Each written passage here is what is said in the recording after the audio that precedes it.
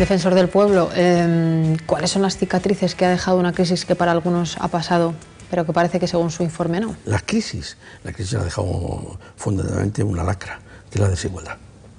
La desigualdad.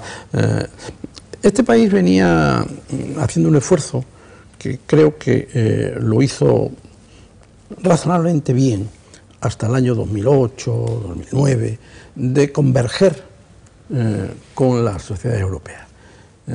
El modelo de mi generación era parecernos a Alemania, parecernos a Holanda, parecernos a Suecia. Intentarlo. Parecernos, acercarnos progresivamente. Y ahí, cuando se produce la crisis, se produce un giro copernicano. Es decir, ya no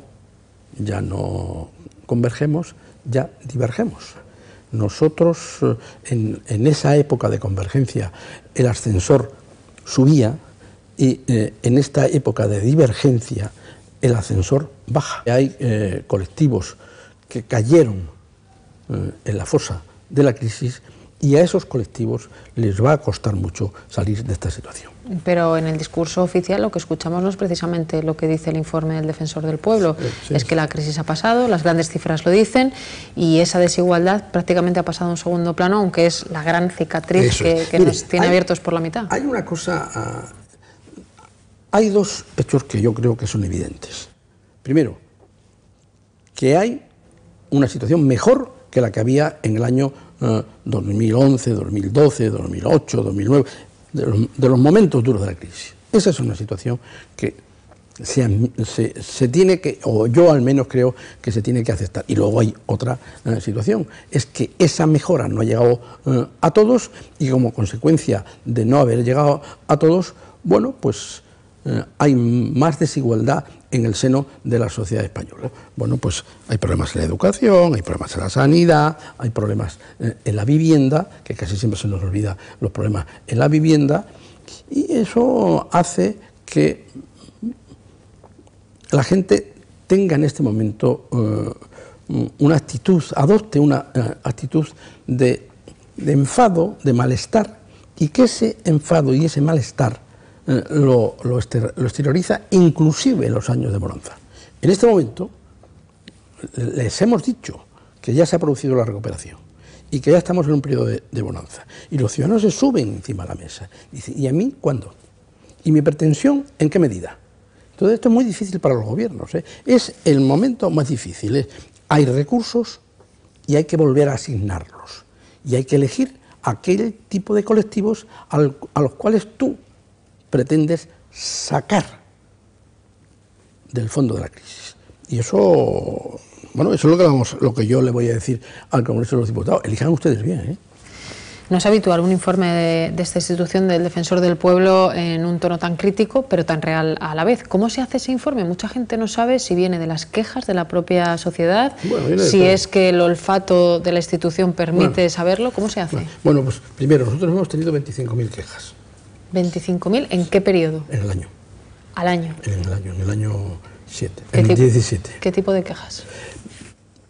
¿De qué más? ¿De qué es de lo que se quejan los españoles? Pues una parte muy importante se quejan del mal funcionamiento de los servicios públicos, de la justicia, de la lentitud de la justicia, del atasco que se produce en las listas de espera de los hospitales. Sí es verdad que hay un número importante de ciudadanos que nos dicen que, bueno, que hay cosas que no funcionan y nosotros esas cosas sí queremos hacérselas llegar a la Administración, bueno, para que de alguna manera se sea capaz de resolver esta cuestión. Eso le iba a decir. Usted coordina el informe a través de las 25.000 quejas, le da forma, explica por qué la gente se queja. Eso es. Y cuando llama a la puerta del Gobierno o del Congreso para que el resto de partidos se impliquen, ¿cuál es la respuesta? Bueno, todavía no se ha producido. Nosotros le tendremos que decir a los diputados, esta es la realidad, con estos datos nos encontramos,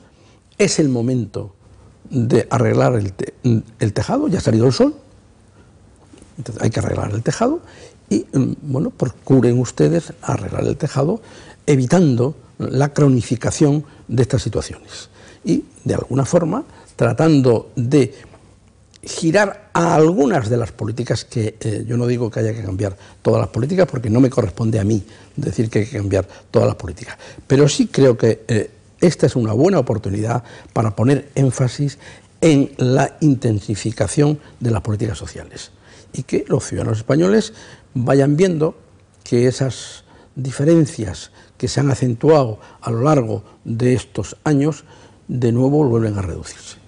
Una de las palabras que más aparece y es casi como sobrevuela incluso cuando no está en el informe es desigualdad. Esa es la palabra que mejor resume todo lo que hemos vivido y lo que todavía hoy permanece. Sí, ¿no? Es verdad eso. Hay más desigualdad que la que había antes y hay un temor que es fundamentalmente que la desigualdad se extienda más allá del periodo de la crisis. Y los parados de larga duración es otro de las grandes preocupaciones. Sí, hay de larga y de muy larga duración. Bueno, pues eso habrá que buscar instrumentos para hacer llegar algún nivel de renta que le permita a esa familia y a ese parado vivir con dignidad. Pero esto el defensor del pueblo se lo tiene que decir al Parlamento porque no lo saben. Habrá mucha gente que piense, madre mía, esto es una obviedad, cualquiera tiene en su entorno. Bueno, ¿qué quiere que le diga? Los jóvenes, la precariedad, que también lo hemos comentado, dice el informe del defensor del pueblo, la temporalidad cayó con la crisis, pero está reapareciendo con la recuperación y a la precariedad de las contrataciones temporales se une ahora la corta duración, especialmente en el empleo de los jóvenes. Y esto es la fatalidad, hay quien dice la crisis, España, o la reforma laboral, las reformas laborales que empezaron con los socialistas y se incrementaron y profundizaron con el gobierno del PP, han tenido que ver. Han tenido que ver. Sí. Hay quien habla de circunstancias como... No viene del cielo. La reforma laboral puede que haya contribuido a generar empleo, pero desde luego que lo que sí ha contribuido es a que las condiciones de trabajo de muchísimas personas y sobre todo de los más jóvenes sean muy precarias. Hablando de la fatalidad de las causas de la crisis, primero se empezó hablando de reformas de una manera muy eufemística, luego ya se añadió austeridad y finalmente pues todo el mundo coincidía, incluso quienes los practicaban, que esto eran recortes y que eso ha hecho que se profundizara más en la... Sí, yo creo que al defensor del pueblo no le importa hablar de recortes como concepto y como medidas que se han tomado. La verdad es que son recortes, es decir, es mejor llamar a las cosas por su nombre. Yo tengo la sensación de que aquí, a la hora de hacer las reformas, los recortes, no se ha pensado demasiado en las consecuencias sociales que producen. Y yo creo que en este momento algunas de las leyes y algunas de las políticas que se han venido aplicando a lo largo de estos años tienen que ser rectificadas, tienen que cambiar. Hay frases tremendas en ese informe. El golpe que en muchos hogares se recibió fue tan contundente que hizo que las clases medias se sintieran amenazadas, pues el impacto que les llegaba podía llevarlos hacia la pobreza. A los pobres de toda la vida, el empujón que experimentaron les desplazó directamente hacia las zonas de exclusión. Esto es un informe ya publicado. Sí, señor. ¿Esa realidad sigue existiendo y no se ha corregido? No, eso tardará años en corregir. Seguro que algún político ya le habrá dicho, este informe nos gusta más o menos. Sí, eso sí me lo han dicho. Eso, y no gusta en algunos ámbitos. Es normal. Tampoco. ¿Pero van a hacer algo para que la próxima vez el informe sea más positivo porque la gente esté más contenta o no? Cesar al defensor. Lo que pueden hacer algunos, otros mantenerlo. Gracias, defensor del pueblo.